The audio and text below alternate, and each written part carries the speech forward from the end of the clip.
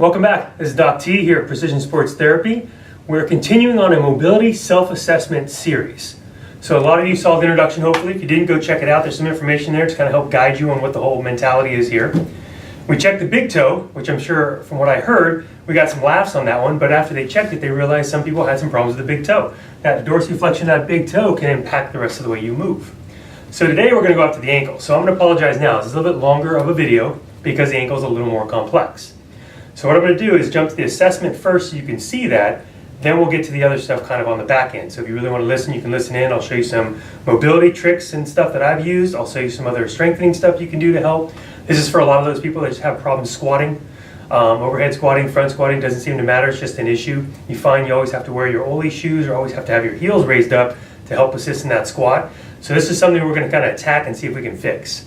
A lot of people also, if you're just wanting to feel better in your ankle joint when you walk up and down stairs, getting out of chairs and cars, and it just feels stiff and tight all the time, also good for you. So the assessment's really simple. I don't do the assessment standing with the knee locked out because you don't spend a lot of time in the world with your knee locked out unless you're standing still. So when we're talking about ankle dorsiflexion, we're almost always talking with it in a bent knee situation, okay? So, act like this is a wall. Here's the wall front right here, okay? You're gonna come approach this, you're gonna kneel down like this.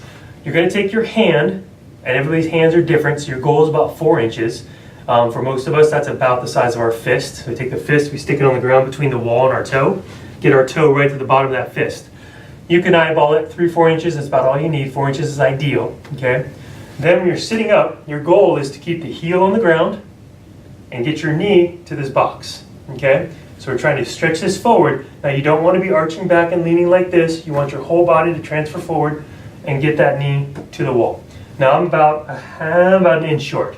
So my dorsiflexion is an issue for me in my ankle. So I know I have to address that. That's something that I work on.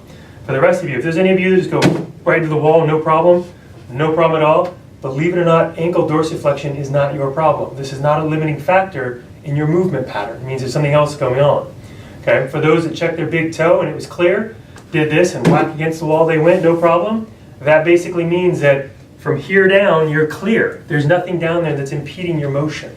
So now it may not be a mobility problem, or if it is, it's coming from up here, or you actually have what's called a stability problem, meaning your feet don't work really well, you don't have very good motor control with them, or they're not speaking to the brain very well, so everything else can help out. And that's a more complicated issue, not as easy as something like mobility is going to be. So, for the rest of us who try to do this and we're stuck, this is where we move on from here. So for those of you that hit that wall, no problem, you got great mobility, everything seems clear and clear. Thanks for watching. We'll see you guys next time. We're going to be working on the knee and the hip complex, which would be kind of fun. For those of you that are kind of stuck, like, oh, now what do I do? We're going to spend a few minutes going over some options. So, with options for the ankle joint, there are a ton. If you Google this or look this up on the internet at all, you're going to get 50 billion hits on ankle mobility and things you can do. None of it's rocket science, none of it's new. The point is, find what you need. So oftentimes patients will come in and tell me like, oh doc, I'm stretching, I'm doing this, I'm doing that, and I try to find what they're not doing, because if it's not helping and they keep doing it over and over and over again, nothing's changing, right? We don't want that. That's actually the definition of insanity, right? Doing the same thing over and over again and expecting a different result. What we want to do is do something that works. We want to find what works. So I'm going to give you a handful of ideas and options here today. You're going to go through, and I'll give you a way to kind of figure out which one's yours towards the end. So, and that's not a way to keep you watching. That's just because it'll make more sense. So, first one, just like we did with the big toe. Lacrosse balls. Love these things. It actually matches my shirt. So, put it off to the side here so you can see it. So get the lacrosse balls going. Roll out the foot. So, the test that I said I was going to keep at the end, I was just kidding. The test is simply this. Stand up, do an air squat. So a lot of you watching, an air squat might be what you're after with this. If you're looking for just general mobility, we can do this anyway. Just do an air squat for me and stand up, and you'll probably feel that tightness in the ankle. You'll feel your back needing to kind of tip over to offset that weight because you can't get that dorsiflexion in there, right?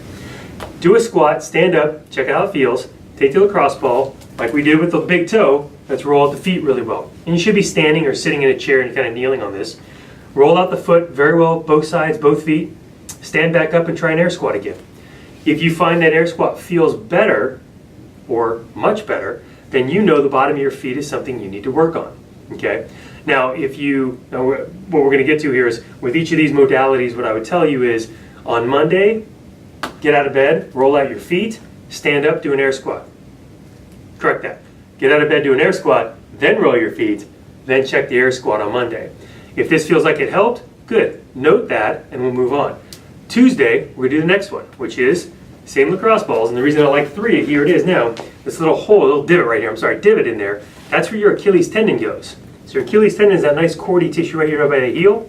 You're gonna stick that sucker right in there. And then when you roll this out, you can be here like this, which is not too intense, or you can cross your leg over, which intensifies it a lot. So just be careful. Tissue does not like to be mashed.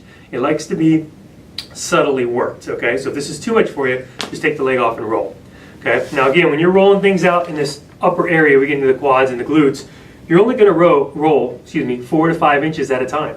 I don't wanna see somebody rolling and going all the way up and down, because what happens is you're gonna miss that little tissue pieces that you wanna work on. The sticky tissue that's gonna be in there, you wanna make sure you get to that. So we do 4 to 5 inches, okay? Just little baby rolls. You should be able to almost sit in the same spot and just roll that spot out. When you find a spot that's sticky and you don't like the way it feels and it hurts, take your foot and just pull it towards your head. Point the toe down, pull it towards your head, and point the toe down. Do that about 6 or 7 times. Then roll out a little more.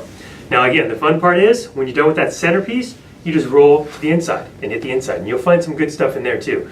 This is where some of the big toe flexors are gonna be. So the muscles that flex these toes down, also the ones that help grip the ground when you're squatting and deadlifting and jumping and running, are all going to be in the inside. So when you get in there, you're going to find some nasty tissue in there. So work it out. Same thing. You find a good spot, pull your toes up, try to extend those toes back as far as you can, then relax them. Then pull them up as hard as you can and relax. Again, 5, 6, 7 times, nothing crazy, because you're going to do this multiple times throughout the day. Now if you find, so we do all this, so in the morning on Tuesday, you stand up, you do an air squat, you lay down on the floor, you roll out your calves, hit both sides, stand back up and try a squat again. If you see a significant change or you feel much smoother in that squat, then you know this is your problem, right? The one you need to focus on. And the whole point of this is as you go through all these, you're going to find one that really is going to unlock that squat. Now it's not going to go from horrible to amazing in one morning, but you now know what to focus on. So I don't like to see patients go roll out the foot and the calves and the bands and do this and do that, and they got 10 things going on where one of them's helping, but because they're doing 10, they don't get to that one thing often enough. So I want you to find that 1 or maybe 2 things that really makes a big difference. Focus on those 7, 8, 9 times a day, okay? And yes, I did say 7 to 8, 9 times a day, not 2 or 3 or once, okay? Now, rolling out is not stretching, so don't confuse the two. This is rolling out. Stretching is a whole other thing we're gonna do, which for the calves is a very good idea anyway, but we'll get to that. So, roll out the calf. All right, from there, the joint itself can actually, it has a capsule around it, and that can get sticky as well. So that when we go to try to stretch our ankle joint, stretch a calf out, or roll out, we can't get the joint to move very well, so it doesn't matter what else we do. So a real simple way to do this, and many of you can see this, and I promise you, if you go look on YouTube for ankle mobility, you're gonna see this one move over and over and over again. It's a great move. Take a band, a pull-up band, resistance band here, right? You don't want it too thick and too firm, just kind of gentle. A smaller band is about a 1/2 inch band or an inch band, I guess. You're gonna kneel yourself up here, get your foot in the band. Now, here's the key. You have your ankle bones right here, okay? Your lateral malleoli and your medial malleoli. Get this band, which is why I like the smaller one, below those as best you can. You might be equal with them, but you want to try to get below. You can even hold it there while you bring your foot out to get some good tension, okay? Once you get that tension, sit up nice and relaxed. As always, I like you to keep the tummy a little engaged, glutes a little engaged, just because it keeps you safe and stable. I don't want you to get hurt trying to mobilize something. That would be ironic in a sense, right? So we got the ankle strapped in. Now all you're going to do is just lean into it back and forth. That's it. And one of the fun things you can see, for those of you that feels like, oh, this feels good, like we're gapping the joint, we're getting some motion in the joint, this is where I'm stuck, the great thing you can try is have that wall near you if you can. If you can't, it's not a problem. Do about 10 to 12 of these. Just really lean into it, hang into it, kind of lean into that tissue. Don't put your weight on it. I'm picking my hands and kind of pushing my knee forward a little bit. So we get a good stretch in there. You'll feel some stretching back here. You'll feel some looseness in the joint. Then after you do that, go back to the wall and check the wall again. Put your hand down like we did, the 4 inches, get on the toes, and see if you increased your range of motion into that. So sometimes checking it with a squat is loading a functional chain might be challenging, right? So you can do this little simple check, just put the fist down and check the wall again and see if that helps. Same thing with rolling out the feet and rolling out the calves. You can do those and check the same way. Okay, so don't ever limit yourself to thinking, oh, I have to do A, B, C. You want to find, again, the most efficient way to help your issue, your mobility problem, and then you want to be able to check it. Now that check should stick. So as I talked about with the big toe, let's say this is the one. You get the good calf stretch that you want, it gets the joint moving, you go check on the wall, wow, you gained an inch of mobility. That's fantastic. Do this 4 or 5 times a day. 4 days from now, stand up, check it on the wall. If you're still hitting the wall and you actually kept the mobility, then start checking the squat again. And this should stay. Okay, once you gain a mobility, you're not going to lose it unless you literally abandon everything for months to years on end. So if you forget to get to this 1 week, you shouldn't lose anything. It should still be there. Okay, so this is good. It's a little mobilization of the joint. It's a good move. I love this move. So we also have the basic calf stretch. So if I'm standing up and I got my foot on something like this, just a little incline, show you quick. You're going to miss my head here for a second. But you're stretching like this. You got your knee straight. You stretch this way. Then you can bend the knee and stretch this way. And what you're doing is there's 2 sets of calf muscles that work as a plantar flexor of the ankle. You got the gastroc and you got the soleus. So you'll make sure you stretch out both of those in doing that. The reason I'm a fan of stretching the calf out is it's a very dense tissue. So that dense tissue can be stretched out 10 to 15 times a day.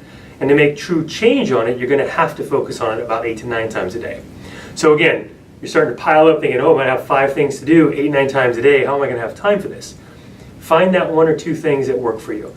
The calf stretch literally takes 1 minute per side. That's 2 minutes 5 times a day. It's 10 minutes. That's it. If the band distraction works for you well, if the rolling out works for you well, whatever modality you found that really helps you and your mobility problem, those are all 1 to 2 minutes apiece. So at most, you're looking at about 20 minutes a day total, not per setting, total, to get that dorsiflexion, improve that squat, improve that performance that you're hoping to find. Now, last but not least, these are just some of the good ones. There's tons out there, but these are the basic ones that most people can do at their office, at their home, at the gym, and it's pretty easy to find the materials you need. The last one's my favorite because it's often forgotten. So when we talk about mobility, a lot of times we're thinking only limited range of motion, meaning my calf is really tight, therefore I can't dorsiflex or pull my knee over my toes very well in a squat or anything like that. But we have to think of 2 sides. Flexibility on one side and functionability on the other side. So if this calf is really tight, these muscles over here can't work that well anyway. And to give you a better understanding what that means is, everybody flex your biceps as hard as you can, give it a nice hard squeeze.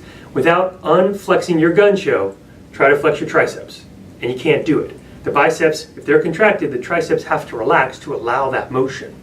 If my calves are constantly engaged, constantly facilitated, turned on, spasm, tight, whatever you want to call it, when they're on, these muscles have to relax to allow this to go. And the thing with something as dynamic as squatting is, you're squatting down, you're not falling down to the ground. Your body, in essence, is pulling yourself down in a controlled manner. These muscles have a lot to do with that dorsiflexion in the foot. And that strength will be limited based on the amount of tension that's created back here. So just like we stretch the calf, we want to strengthen the front. Okay? So for those of you that even had really good mobility and had no problem knee hitting the wall, and you may not be watching this, so hopefully a friend will tell you, the calf can be increased flexibility, but the front still needs to be increased strength. Okay? That's one thing you want to focus on. This one's real easy.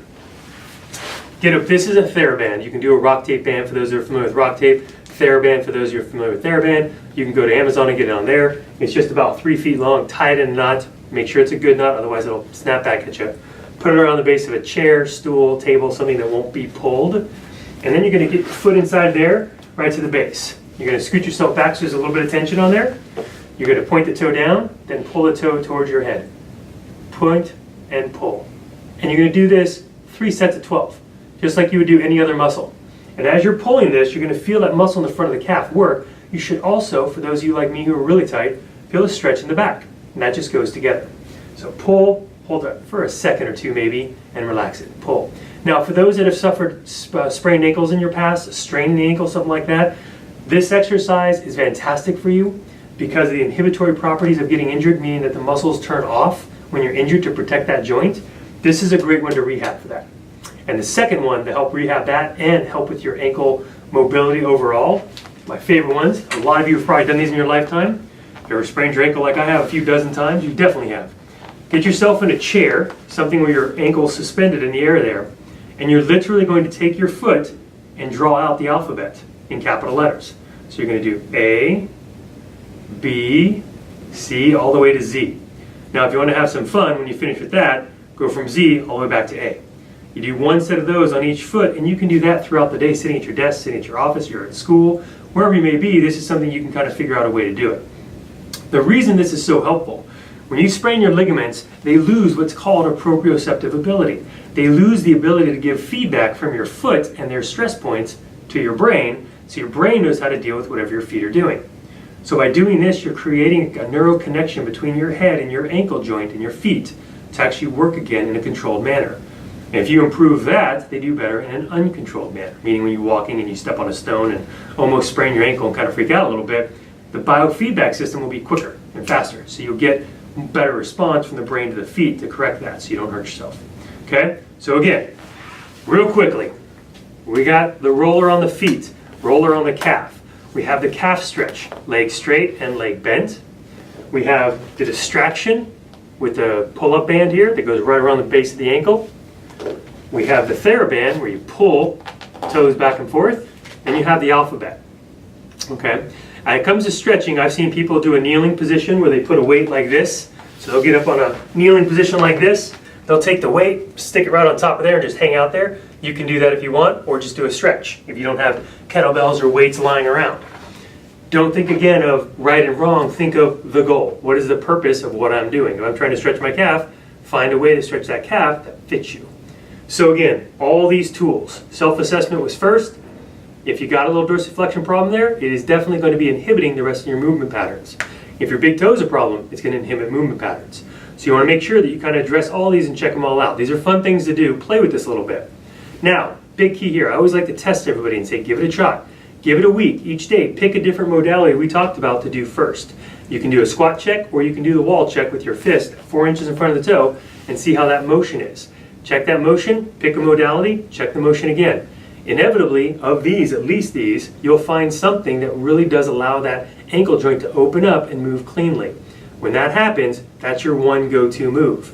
Add to that stretching or the alphabet or a secondary move to go with it, and you should be back to squatting beautifully in no time. This is Doc T here at Precision Sports Therapy. Thanks guys, we'll see you next time.